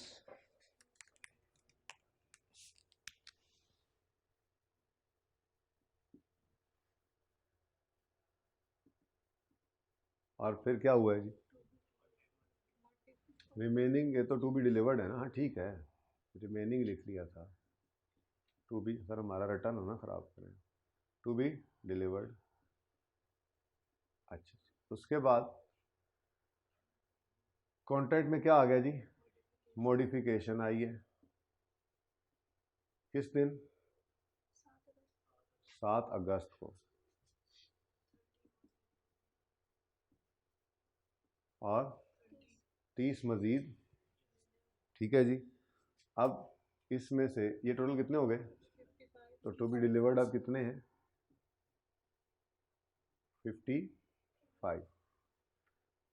अब ये हो गए डिलीवर, कह रहे सारे के सारे अपने हिसाब से डिलीवर हो गए थे, तो फिर डिलीवर्ड 15 अगस्त को 25 हो गए, और फिर डिलीवर्ड 25 अगस्त को 30 हो गए, और कहानी ख़त्म हो।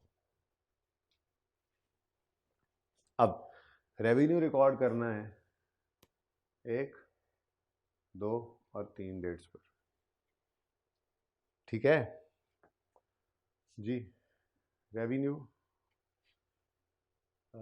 20 जुलाई 22 पर, फिर रेवेन्यू, ये कोई तीसरा केस तो है नहीं कि मैं यहाँ पे एक लाइन और छोड़ूं रेवेन्यू के रिवर्सल की, याद है? तो रेवेन्यू 15 अगस्त 2022 पर, और रेवेन्यू 25 अगस्त 22 पर।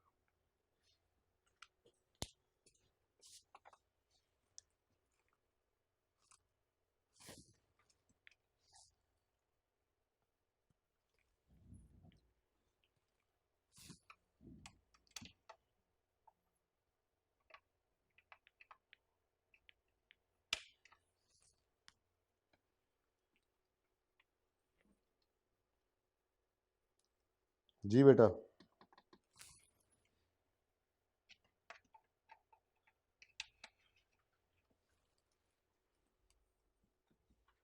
ज़रा बुलाएं असगर को, ये तो चार्ज नहीं हो रहा। असगर को मैसेज कर दो। अच्छा जी, अब पहली सेल तो सुकून से कितने यूनिट से? 25। हर एक कितने का? 2 लाख का हमने बेचा जी। रुपीज़ इन थाउजेंड्स करेंगे, ठीक है जनाब। रुपीज़ इन थाउजेंड कर दें। अब कितना है? 5000। ओके। उसके बाद जी, ये इस दिन कितने डिलीवर हुए हैं? 25 हुए हैं। लेकिन अब चूँकि गुड्स सर्विसेज डिस्टिंक्ट तो हैं लेकिन प्राइस स्टैंड अलोन नहीं है, तो हमने कहा था जो हो गया उसको छोड़ दो, बाकियों के लिए क्या कर लो? एवरेज रेट निकाल लो, ठीक है। तो यहाँ पे हमने क्या लेना है जी? एवरेज रेट लिखते थे हम, तो ये वर्किंग 1 होती थी हमारी, ठीक है। वर्किंग 2 हम कर लेते हैं यहाँ पर, एवरेज रेट निकाल लेते हैं जी। जी बच्चों, एवरेज रेट जो हो चुका उसको छोड़ दो, बाकियों को पकड़ो। अब रिमेनिंग क्या है? रिमेनिंग क्या है टू बी डिलीवर्ड? ये 55, ये 25 भी और ये 30 भी, ठीक है। तो 25 जमा 30। 25 कौन से वाले? 200 वाले, 2 लाख वाले, प्लस 30 कौन से? 190,000 वाले। जी बेटा, 194,546। नहीं अभी तो पूरी फिगर लिख रहे हैं ना, ठीक है जी। ये हमारा एवरेज आ गया। ओके, आगे 1000 तो यहाँ पे कर रहे हैं जी, इंटू ₹194,546। वो एक चीज़ तो मैंने ब्लैक की हुई है, क्यों? वो बस एंट्रीज में जाकर हमने उधर एडजस्टमेंट करनी होती है, ठीक है जी। 30 इंटू ₹194,546 जी, 485836।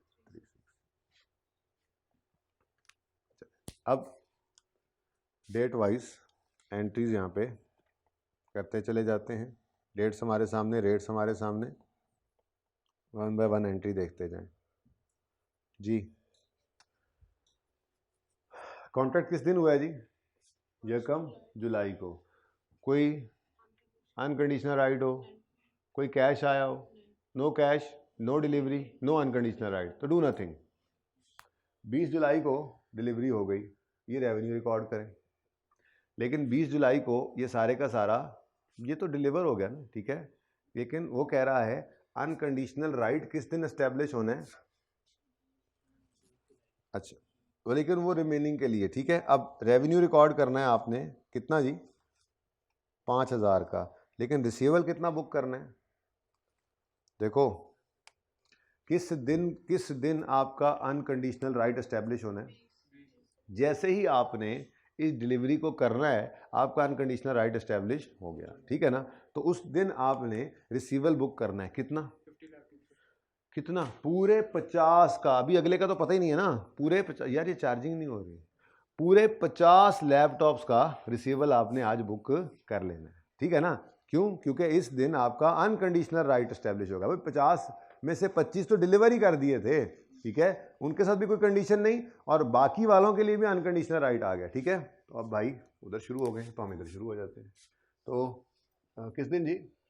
20 जुलाई 2022 पर आपने एंट्री करनी है रिसीवेबल डेबिट। अच्छा, सबसे पहले सबसे आसान वाले नंबर लिया करो। रेवेन्यू क्रेडिट कितने से करना है? 5000 से। रुपीज इन थाउजेंड ऊपर लिख दूं, ठीक है बच्चों। अच्छा, अब 5000 से रेवेन्यू क्रेडिट कर दिया आपने। अब अगली बात, एक बात जो अभी मैं करने लगा हूं, बड़े ध्यान से सुन लें, अब इसको जहन में भी रखना है, ठीक है जी। कि हमारी जो ये रेवेन्यू की कैलकुलेशन है ना, ये रेवेन्यू कैलकुलेशन हमारी है, हमारा कस्टमर के साथ ये मामला नहीं चल रहा होता, ठीक है। हाँ, ये जो हम रेवेन्यू कैलकुलेशन करते हैं ये हमारा इंटरनल मामला है। कस्टमर को बिल हमने सवाल बताएगा कितने का करना है, ठीक है। वो तो सवाल ने कहा कि पहले दोनों 2-2 लाख के थे और तीसरा जो है वो 1,90,000 का है। उसको नहीं पता कि हमने पिछले 25 को 2 लाख पे हिसाब से किया था और अगले सारे को 194 पे ले आए, उसको 194 का नहीं पता। तो रेवेन्यू की कहानी हमारे अंदर खाते की कहानी है, ये कस्टमर को पता नहीं होती है। कस्टमर को तो हमने बिल देना है सवाल की गिवन फिगर, सवाल वाली फिगर रिसीवेबल और हमारी कैलकुलेटेड फिगर रेवेन्यू में, ठीक है। अच्छा, तो रिसीवेबल कितना बुक करेंगे जी, बोले कितने? 50 के 50 लैपटॉप्स का 2 लाख रुपया रिकॉर्ड करो जी। 10,000 रिसीवेबल डेबिट। अब बाकी क्या करें? रेवेन्यू पूरा 5,000 इसलिए आ गया कि अभी तक तो हमारा भी मामला वही था ना, हम भी तो 2 लाख पे ही चल रहे थे। तो बाकी बैलेंसिंग क्या कर दो फिर, कॉन्ट्रैक्ट लायबिलिटी, ठीक है जी, डन जी। उसके बाद क्या हुआ? उसके बाद कैश आ गया। इधर तो सवाल पड़ा है यार जी, क्या कह रहा है वो, किस दिन कैश आया और कितना आया? 31 जुलाई पर फुल अमाउंट आ गई। चलो तो 31 जुलाई पर एरो लाते मुकाओ, 31 जुलाई 22 पर कैश डेबिट रिसीवेबल क्रेडिट हो गया। कितने से जी? 10,000 पूरे से। चलो एरो लाते मुकिया। अब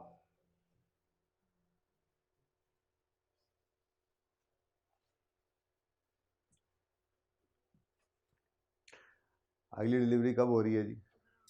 15 अगस्त को।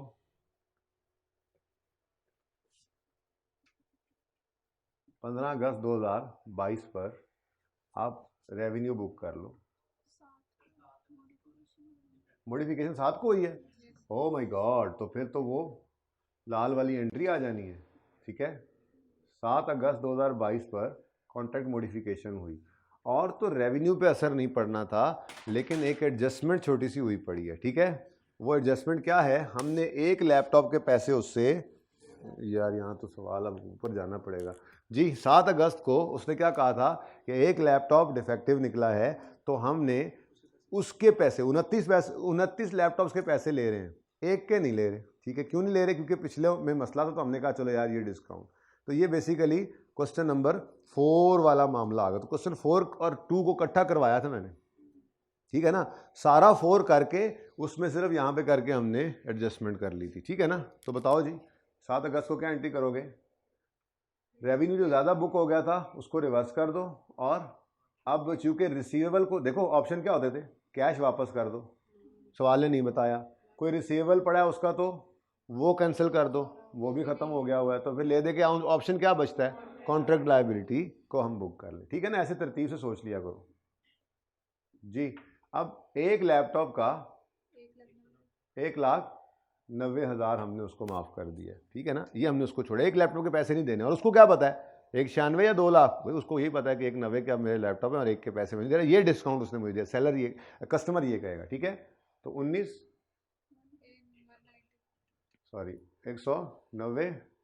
से ये एंट्री पास कर ले, ठीक है जी। उसके बाद जनाब नेक्स्ट क्या है? नेक्स्ट है जी 15 अगस्त को अब दोबारा से सेल हुई है 4864 के ऊपर। कोई कैश तो आना कोई नहीं है। ये बड़ा आसान सवाल लग रहा है मुझे तो। 15 अगस्त ये हुए थे ना, ठीक है। रेवेन्यू बुक किया आपने, रेवेन्यू कहाँ से उठाएंगे? ये आपकी वर्किंग नंबर 2 भी से कह सकते हैं, लेकिन इसको अलग भी कर सकते हैं, 3 कर दें तो जी। तो वर्किंग 3 से 4864 का रेवेन्यू बुक करेंगे आप, और ये कैश आया है, रिसीवेबल है, पैसे तो सारे पहले आए पड़े हैं। कॉन्ट्रैक्ट लायबिलिटी को डेबिट कर दें, कितने से? ऑटोमेटिकली एंड पे जाके कॉन्ट्रैक्ट लायबिलिटी भी खत्म हो जाएगी। आप चलते जाएं तरतीब से। उसके बाद कोई गड़बड़ तो नहीं हुई बीच में? बोलो। तो 25 अगस्त को क्या हुआ जी?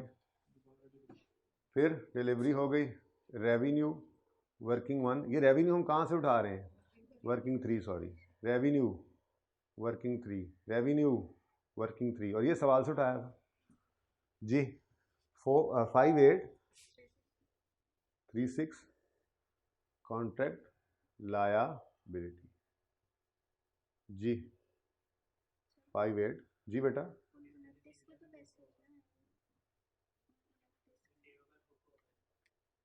एक मिनट, ये पैसे भी नहीं दिए उसने, तरतीब से चलते हैं जी। रेवेन्यू, मैं क्या सॉरी आ गया, वर्किंग नंबर 3 से 5836 अच्छा अच्छा, अब इसके पैसे नहीं दिए थे उसने, इसके पैसे बाद में दे रहा है। चलें तो फिर तो सिंपल है, यहाँ पर तो रिसीवेबल बुक कर लेंगे 58, क्यों, तो क्योंकि रेवेन्यू वाली कहानी हमारी अंदर खाते, रिसीवेबल वाली कहानी उसकी जिसको बिल बना के देना है। सवाल कह रहा है हमने उसको 29 लैपटॉप्स का बिल बना के भेजना है, क्योंकि एक हमने उसको छोड़ दिया है, ठीक है, उसको हमने ऊपर एडजस्ट कर लिया था। इसका मतलब यहाँ पर फिर क्या आ जाएगा, यहाँ पर क्या आ जाएगा 190,000 ना, पहले वो लैपटॉप्स लिखवाओ जो तरतीब चल रही है जी। 29 लैपटॉप्स हैं इंटू रुपीज़ 190,000 का उसको बिल देंगे, क्योंकि उसको हमने क्या कहा था भाई, सॉरी यार माफ़ कर दो, गलतियाँ कुछ कोताहियाँ इंसानों से हो जाती हैं। आप एक लैपटॉप के पैसे ना देना तो उसको बिल कितना जाएगा, बोले जी 5510। अब बाकी डेबिट किधर करें, अब कोई रिसीवेबल भी नहीं पड़ा हुआ, यही रिसीवेबल ही था, यही तो हमने रिकॉर्ड किया है, इसको ऑलरेडी कम कर लिया है, ठीक है। तो कॉन्ट्रैक्ट लायबिलिटी को क्या कर लें, कितना 326। अच्छा वैसे बाय द वे ज़रा चेक तो करें, कैलकुलेटर पकड़े ना, 5000 माइनस में लिखना तो माइनस में लिखना, वरना 5000 फिर क्रेडिट वाले प्लस ही रखिएगा, ठीक है। 5000 प्लस 190 माइनस 4864 माइनस 326 हो गया जीरो, कहानी खत्म। पैसे आ तो नहीं गए, सवाल क्या कह रहा है, पैसे आ गए, अगले साल आने हैं, ठीक है जी।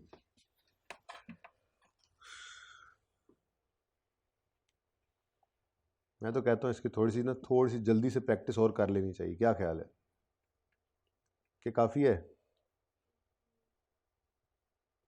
आपने तो यही कहना है बच्चों।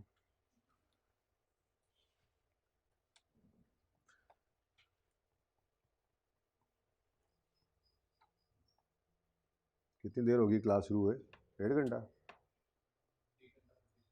पार्ट 2 शुरू कर लें।